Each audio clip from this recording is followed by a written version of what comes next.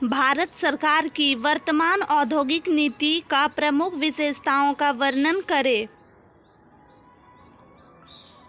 किसी भी देश के संतुलित आर्थिक विकास के लिए, खासकर अर्धविकसित देशों में, उद्योगों का अत्यंत महत्वपूर्ण स्थान है। उद्योगों के तीव्र एवं संतुलित विकास के लिए दृढ़ औद्योगिक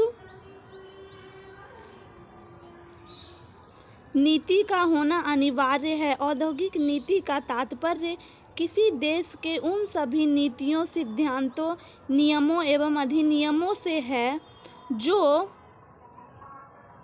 उद्योगों पर नियंत्रण रखते हैं तथा औद्योगिकीकरण के ढांचे को निर्धारित करते हैं। स्वतंत्रता प्राप्ति के बाद भारत सरकार ने 1948, 1956, 1977, 1980 तथा 1991 में उद्योगों के द्रुत गति से विकास के लिए औद्योगिक नीति की घोषणा की।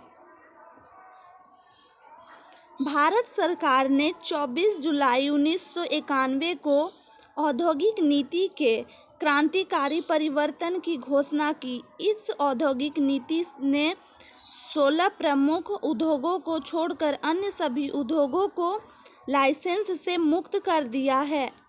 एकाधिकार एवं प्रतिबंधात्मक व्यापार व्यवहार अधिनियम के अंतर्गत पूंजी सीमा समाप्त कर दी गई तथा औद्योगिक क्षेत्र में विदेशी पूंजी निवेश की सीमा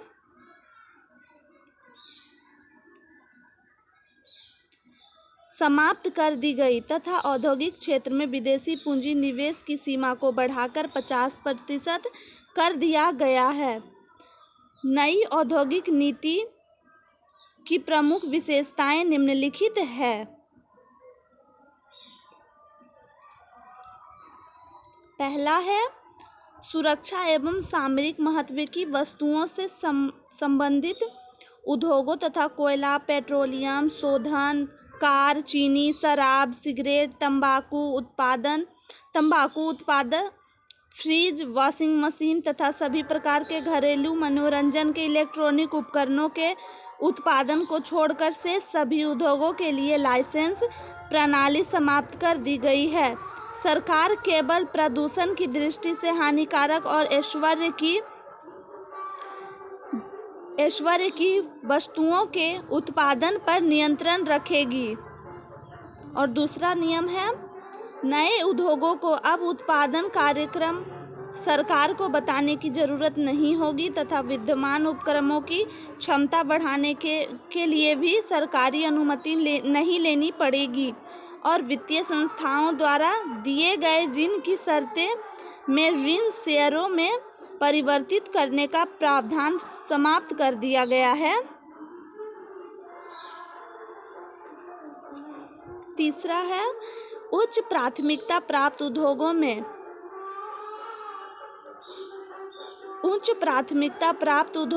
51% तक विदेशी पूंजी निवेश की स्वीकृति बिना किसी रोक टोक और लाल फीताशाही के दी जाएगी। यह सुविधा उन मामलों में ही उपलब्ध होगी जहां विदेशी पूंजी निवेश उत्पादन मशीनों के लिए जरूरी होगा। इस मामले में विदेशी मुद्रा नियम कानून में सभी आवश्यक संशोधन शीघ्र किए जाएंगे। इस प्रकार के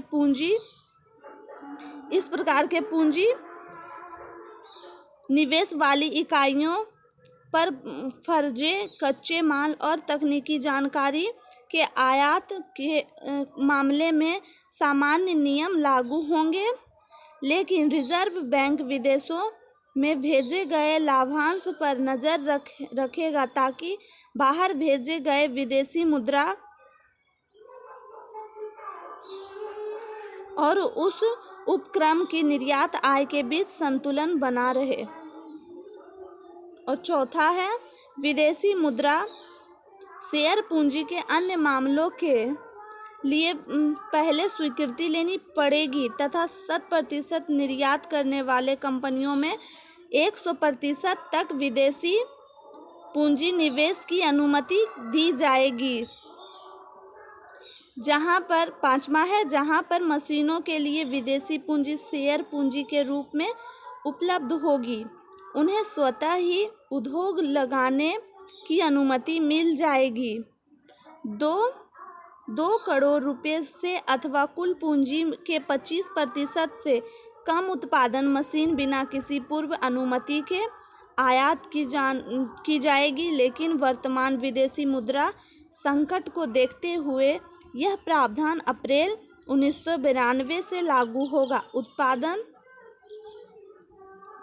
उत्पादन मशीनों के आयात के अन्य मामलों में विदेशी मुद्रा उपलब्धि के अनुसार औद्योगिक विकास मंत्रालय का औद्योगिक अनुमति सचिवालय आयात की स्वीकृति देगा।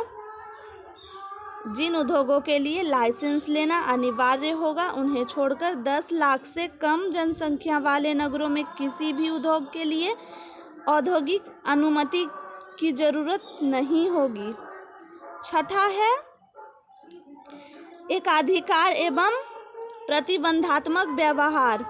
अधिनियम में शीघ्र ही संशोधन किया जाएगा, जिसके अंतर्गत बड़े औद्योगिक घरानों को नई इकाइयां स्थापित करने, विद्यमान इकाइयों का विस्तार करने, निर्देशकों को नियुक्ति करने आदि के मामलों में केंद्र की पूर्वानुमति की आवश्यकता नहीं होगी।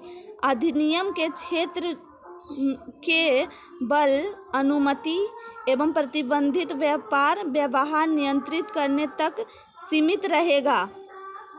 और सबसे लास्ट है 7वां, लगातार वित्तीय संकट में रहने वाले सरकारी उद्योगों की जांच औद्योगिक एवं वित्तीय फंड निर्माण बोर्ड अथवा इस प्रकार का कोई अन्य विशेष संस्थान करेगा तथा छटनी किए गए श्रमिकों एवं कर्मचारियों के पुनर्वास के लिए सामाजिक सुरक्षा योजना बनाई जाएगी।